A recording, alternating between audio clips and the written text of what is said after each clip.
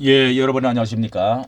마침내 그 국힘당의 이제 후보 경선으로 두 사람이 자 양대 척으로 나눠져 있다가 결국은 예상대로 김문수와 한동훈 이 대척점에 있는 두 사람 탄찬 반척의 이제 대표가 결국은 올라왔는데요.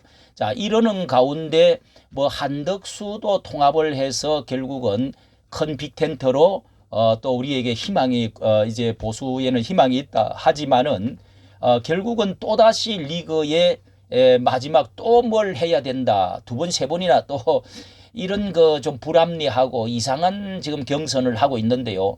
무엇보다도 이 30년 동안 내가 이 보수 국힘당을 사랑했던 이 당을 나는 떠나겠다. 오늘 홍준표의 페이스북을 보니까요. 그런 그 말을 올리고 마지막 인사를 조기 졸업을 한다, 떠난다. 자, 이런 말을 지금 뱉어내고 있습니다. 자, 이것이 따라서 내가 여기에 원하는 사람이 당선 대통령으로 나오지 않으면은 그 나는 이 당을 떠나겠다. 그리고 표를 전혀 탈당을 하겠다. 그리고 표를 찍지를 않고 민주당 쪽으로 찍겠다. 뭐 이런 식으로 말하는 사람들이 댓글을 보니까 많이 나오고 있습니다. 자, 이건 어렴풋이 생각했다가 이 큰 변수가 또 아닌가 이렇게 여기지는데요. 무엇보다도 이번에 이런 것을 보면서 이재명은 90%가 되는 완전히 똘똘 뭉쳐가지고 이번 탄핵과 그리고 이 대선 후보 경선을 보면서 그 민주당과 국힘당이 얼마나 대조되어지는 확실한 것은 단결 문제입니다. 싸울 때 강하게 싸울 줄 알고 그리고 뭉칠 때는 똘똘 뭉치는데 야 이게 그냥 속이 그냥 서늘할 정도로 저렇게 뭉치는데 어떻게 이길 수가 있을까? 자 이런 것이 가장 큰 차이로 보이는데요.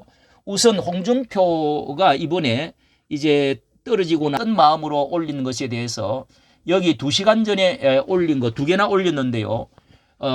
이렇게 말을 하고 있습니다. 게시물에 오늘 조기 졸업을 했습니다. 이제 모든 거 내려놓고 서울 시민으로 돌아가고자 합니다. 자, 이번 대선에서 제 역할은 여기까지입니다. 지난 30여 년 정치 생활 동안 보살펴 주신 국민 여러분, 당원 동지 여러분들에게 고개 숙여 감사합니다. 이제 부담 없이 시장 통해서 거리에서 만날 수 있기를 기대합니다. 그동안 감사했습니다. 자, 이렇게 많은 2,400명이 보고 댓글이 112개가 지금 달리면서 나도 이렇게 너무 존경했습니다. 사실 이 존경받을 일을 많이 했죠. 홍준표 이 국힘당을 위해서 일을 많이 했는 분인데 시원하고 사나이답고 정말 그 확실한 보수주의자로 오랜 동안 그 이렇게 참 보수 우파를 위해서 일해왔던 전사 아닙니까? 어려운 때에 정말 문재인과 싸워가지고 자 그러기에다가 또 이런 1시간 있다가 또 이렇게 고민을 하다가 또 올렸어요. 내일 정든 30년 정든은 우리 당을 떠나고자 합니다. 탈당하려고 한다는 겁니다. 야, 이 더 이상 당에서 내 역할이 없고 더 이상 정계에 머물 명분도 없어졌습니다. 이 나이보다는요. 여기에 마음이 엄청 상했어요.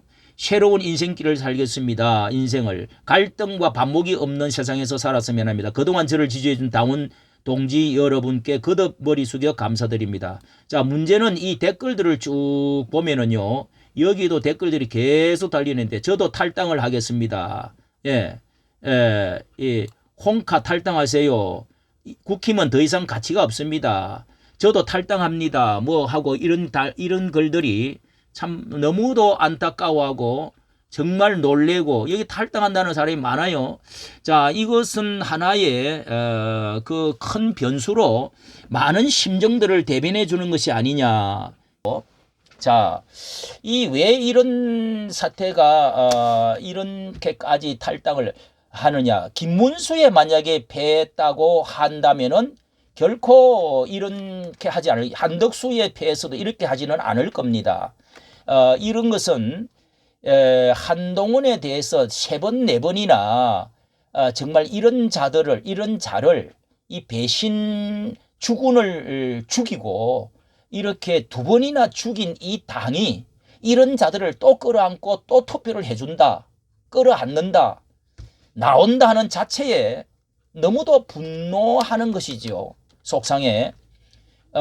이 한동훈 편에 있던 사람들이 그 대통령이 이제 비대위원장 넣어주고 선거관리위원장 해주고 대표되고 하면서 뛰어가지고 뭐 심어놓은 사람들이 아무래도 있지요. 그래서 17명, 23명인가 이번에 17명이 가고 23명인가 해서 결국은 탄핵 소추를 처음에는 안 됐는데 두 번째는 그렇게 탄핵된 거 아닙니까? 이거 이제 이렇게 해서 대통령이 물러나게 한동훈이는 처음부터 앙뚜아네트 해가지고요. 이것은 대통령을 그저 짓밟고 올라오겠다고 하는 그 때문에 이 눈에 넣어도 안 아플 사람이 이번에 이 홍준표가 자신이 따로 만났을 때 총리까지 세워주려고 했다는 말까지 하지 않았습니까? 자, 그런데도 이런 배신, 이 탄핵 시국에도 그렇게 했고요. 대표적으로 또 후보로 이 1년도 안 됐는데 이렇게 당에서 쫓아낸 그 사람을 또다시 공정한 이 모든 사람이 받아준다 해가지고 후보로 받아주고 이번에 다시 또 나경원도 이 사람 때문에 결국은 떨어진 것이 이렇게 어떻게 떨어졌는지 나경원도 떨어졌어요. 여기다가 홍준표까지 이렇게 떨어질 수 있다는 것은 너무도 기가 막혀 하는 것이죠. 자, 이런 자에게 그 패배를 한 것에 대한 분노, 절망. 자, 사실 윤 대통령도 이 건너온 사람 아닙니까? 뭐 어떻게 보면은 저쪽에서 건너온 사람이고, 그리고 한동훈도 이 건너온 사람인데, 이 사람은요, 더 증명되지도 않고, 3인당, 3인주의, 사회주의자, 거기다가 그나마, 어린애 신출내기, 국회의원도 한번 해보지도 않았다고, 이 계속적으로 이래서는 안 된다 해서 또, 이 배반을 그렇게 할 수가 있느냐. 자, 이렇게, 이 홍준표는 계속 이야기해 왔었죠. 그런데 자신이 떨어지고 나니까 이게 정말 기가 막히는 노릇이죠. 이래니 국힘당은 문제가 보통 문제가 아니죠. 자, 자유통일당이 오죽하면은 지금까지 대통령을 만들어 주는데 돈이며 시간이며 7년 동안 얼마나 고생을 했습니까? 윤 대통령 그 사실 조국 사태 때 하고 완전히 기울어져 가지고 안 될 뻔했는데 자유통일당 정강훈 목사를 필두로 그 수많은 사람이 모여가지고 그렇게 해서 끌어올려 주었던 거 천하가 다 아는데 이번에 윤석열 대통령을 만들어 주었는데 그렇게 해서 또 죽여서 결국은 이 탄핵을 시켜버리고 말했습니다. 그 당시에 탄핵이 안 될 수도 있었는데 첫날부터 12월 3일부터 시작해서 이 정강훈 목사를 중심으로 그 음동선언에 3개월 나와가지고요. 그렇게 해서 50%까지 이 잘못된 계엄에 대한 오해를 풀고 윤 대통령의 지지도를 50%까지 올렸습니다. 뭐 거의 뭐 20%도 안 됐죠. 탄핵. 그런데 이렇게 해가지고 국힘당에 똘똘 뭉쳐서 올려주기만 하면은 계속 올려주면은 탄핵도 안 될 뿐만 아니라 이렇게 이런 지금 상황이 한동훈이 이렇게 되고 할 수가 없는 것이죠. 얼마든지 이길 가능성도 있었는데 자, 이와 같이 한동훈을 또 도루묵으로 다시 받아줘 가지고 지금 이렇게 대통령 후보가 지금 될까 말까 하는 이런 상황까지 또다시 도루묵으로 원 상태로 다시 또 돌아왔습니다. 이 배신당의 행위로서 다시 회귀를 시킬 때 윤희숙이가 저도 놀랬습니다. 윤희숙이라고 하는 이 여의도 연구원 원장이 그 사죄를 하고 너무도 얼굴이 부끄럽다 그러면서 하니까 이 건성동이라는 이 원내 대표라는 작자가 일면 동의를 합니다 하고 같이 편을 들어줬어요. 이것은 무엇을 말하고 있습니까? 다 같이 의논을 해가지고 이 탄핵의 강을 건너서 이렇게 다시 해보자는 것입니다. 이야, 누구는 죽도록 이렇게 해놓으니까요. 이런 분위기를 가니까 한동훈이가 지금 이렇게 또 분위기가 올라오고 있다는 것입니다. 이 사람들이 다 한동훈 그리고 이 김선동, 예, 이 건성동 이런 사람들이 다 그 옛날에 배신했던 사람들 아닙니까? 이러니 이 당이 이게 완전히 죽밥 당이지요. 왜 뭉치지를 못하고 왜 싸우지를 못하느냐. 저 민주당처럼, 예? 이번에도 그들이 이것저것 옷 벗어놓고 나와서 같이 싸우더랬으면은요 반드시 탄핵도 안 될 뿐만 아니라 그 8명 재판관들이 탄핵을 시킬 수가 없습니다. 안 될 뿐 아니라 지금 이 상황에서 이렇게 우왕좌왕할 수도 없는 겁니다. 배반하고 보수는 전통적으로 도덕적 가치를 가지고 있는 이런 점에서 부모를 죽이고 배반하고 이렇게 하는 당이 아니지 않습니까?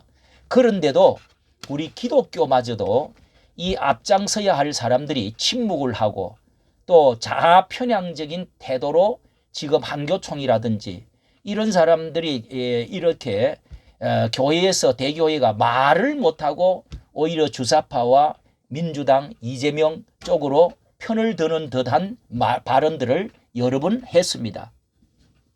결론적으로 기독교마저도 말이죠. 아직 이 공산주의, 사회주의의 이 무서운 폭력과 이 붉은 공산주의의 혁명주의, 무신론의 사상에 그 악령의 폭거, 과거 이런 것을 잊어서 그렇습니까?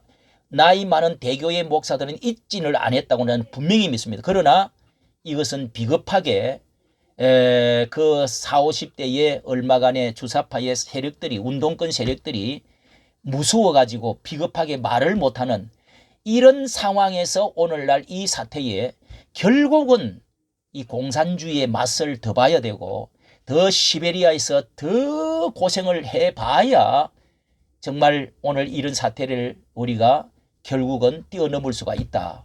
이런 생각을 할 때 정말 서글프고 정말 기가 막히고 오늘날 정말 하나님의 말씀과 진리와 도덕과 윤리 이런 것들은 사라지고 이 공산주의의 이런 그 어떤 세력이 이 세상을 뒤덮어가는 것에 보면은 기가 막히고 국힘당은 정말 오늘 이 자유통일당이 오죽하면은 오늘 전당대회를 해서 목사 대통령 후보를 지금 이렇게 선출을 해놓고 있습니다.